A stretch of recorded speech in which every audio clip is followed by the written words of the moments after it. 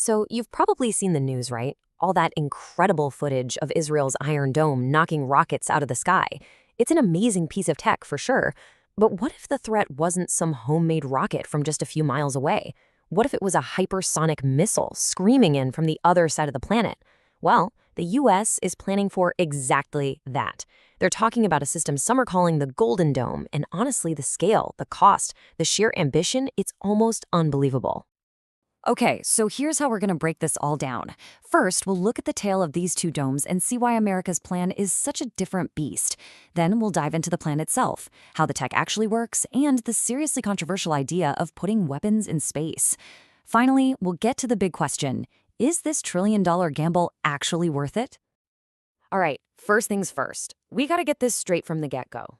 Yeah, they both have dome in the name. But the Iron Dome and this proposed Golden Dome, they're designed for completely different worlds. It's not even close. You've got a small country, Israel, dealing with close-range threats.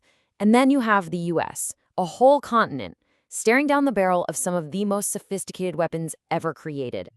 And wow, this slide really just lays it all out, doesn't it? On one side, you have a Qassam rocket. We're talking about something that costs maybe $800, literally runs on sugar and fertilizer, and it's totally unguided. It's designed to go a few miles, that's it. On the other side, a hypersonic glide vehicle. This thing costs millions. It can be launched from anywhere on Earth, scream to the edge of space, and then maneuver at insane speeds to hit a target on the other side of the planet. It's a completely different league. Another really important thing to get is that the Iron Dome doesn't work alone. It's just one piece of a much bigger puzzle. Think of it like layers of an onion. The Iron Dome is the outer, lowest layer, built for those short-range rockets and artillery. Go a layer deeper, and you've got David's sling for medium-range stuff. And at the core, the Arrow system is there to take out high-altitude ballistic missiles. It's a really smart, layered defense, but it's built for a small, compact country. But here's the kicker. Even the absolute best defense systems have a breaking point. The real nightmare scenario for defenders isn't just one super advanced missile. No, it's hundreds of them, all coming at once, mixed in with swarms of cheap drones that are just there to confuse the system and soak up interceptors. It's called saturation. The goal is to just completely overwhelm the defenders. It's a numbers game, and it's a huge problem. Okay, so that brings us to the big question. How in the world does a country the size of the United States defend against that kind of attack? I mean, we're talking about an entire continent.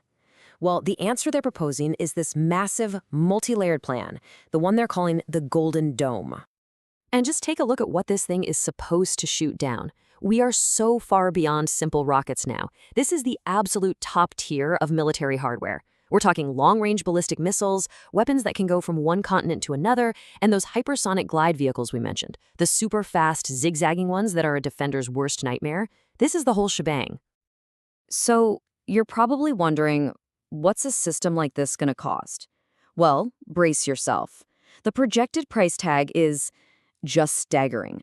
The high-end estimate is $542 billion, and that's over 20 years. I mean, that is an absolutely massive amount of money. And to really put that number into perspective, because it's hard to even wrap your head around, $542 billion is more than NASA's entire budget for the past 20 years. Think about that. Everything NASA has done, the space station, the Mars rovers, all of it, for 2 decades. This one defense project could cost more. That is the scale we are talking about.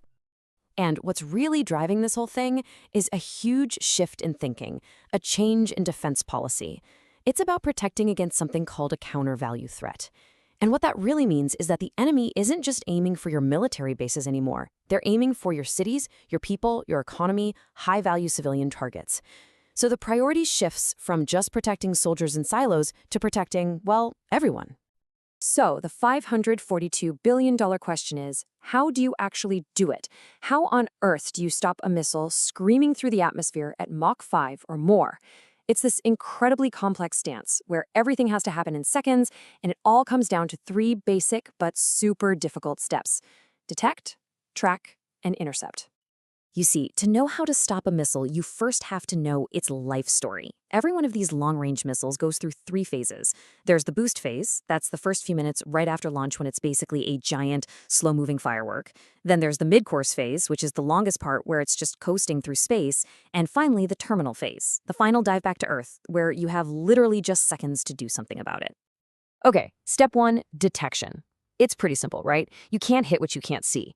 So the first job belongs to a constellation of satellites called the Space-Based Infrared System, or SBIRS for short. Think of them as giant heat-seeking eyes in the sky, constantly staring at the Earth, just waiting to see that massive, unmistakable flare of heat that says, hey, a missile just launched. So once you see it, you've got to track it. That's step 2. And this is where these gigantic ground-based radars take over, like the Long-Range Discrimination Radar up in Alaska. This thing is a beast. It can track tons of objects at once, but its most important job is right there in the name, discrimination. It has to be smart enough to tell the difference between the real warhead and a bunch of cheap, shiny decoys that are released to try and trick it. And here's a really cool little tidbit that makes this super advanced tech feel a little closer to home. The radar is built with a material called gallium nitride. If that sounds vaguely familiar, it's because it's the exact same stuff that's in all those new tiny, super fast chargers for your phone or laptop. You know, the ones that don't get hot? That same material, which makes your charger smaller and more powerful, is what lets this radar be way more efficient and see things with incredible clarity from thousands of miles away. Kinda cool, right? And finally, step 3, interception, the grand finale. Now, what's really interesting here is that these interceptors don't have a bomb on them. They don't explode. They're what's called hit-to-kill vehicles. The idea is to use pure, raw kinetic energy. Basically, hit a bullet with another bullet. The goal is a direct head-on collision at hypersonic speeds that just completely vaporizes the enemy warhead.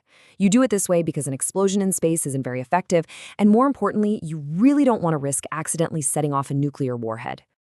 Okay, so now we get to it. This is, without a doubt, the most ambitious and, let's be honest, the most dangerous and controversial part of this whole plan. This is where things go from just upgrading stuff we already have to crossing a line that has never been crossed before. And it all boils down to one little phrase buried in an executive order. The order demands the ability to take out missiles in the boost phase. Remember that? The boost phase. That's those first few precious minutes right after launch when the missile is still climbing, it's hot, it's slow, and it's super vulnerable. But just stop and think about that for a second. How do you do that? How can you possibly guarantee that you can shoot down a missile launched from anywhere on the planet within just a couple of minutes? Your interceptors on the ground in Alaska or California are way too far away. They'd never get there in time. So, what's the answer? Well, when you run the numbers, there's really only one conclusion you can come to. The only way to fulfill that order is to put weapons in space. A whole constellation of interceptors just hanging out in low Earth orbit, ready to strike down on a missile the second it leaves the launch pad. It is literally the only way to get the speed and global coverage you'd need. And right now, there are basically 2 main ideas on the table for how to do this. The first is an updated version of an old Cold War idea called brilliant pebbles. Basically, you have a swarm of small, smart kinetic interceptors that just slam into the missile. The other idea is directed energy. We're talking about giant, powerful lasers in orbit that would focus a beam on the missile and just burn it out of the sky. So this brings us to the end game, the ultimate question. And it's not just about the cost in dollars, even though we're talking about a number that could creep towards $1 trillion. It's about the cost to global stability. Is this incredible gamble actually worth it? Because the risks here are absolutely huge. Experts are warning that this would kick off a brand new, terrifying arms race in space. China's already on record saying a system like this has offensive implications, and Russia is saying the same thing. And think about it, these weapons in space would be sitting ducks for anti-satellite missiles. A war in orbit could create a cloud of debris so thick it could make space unusable for everyone for generations. And that's the question we're left with. It's a massive one. In the quest for total, perfect defense, this golden dome that can stop anything, is it worth the price of weaponizing the final frontier?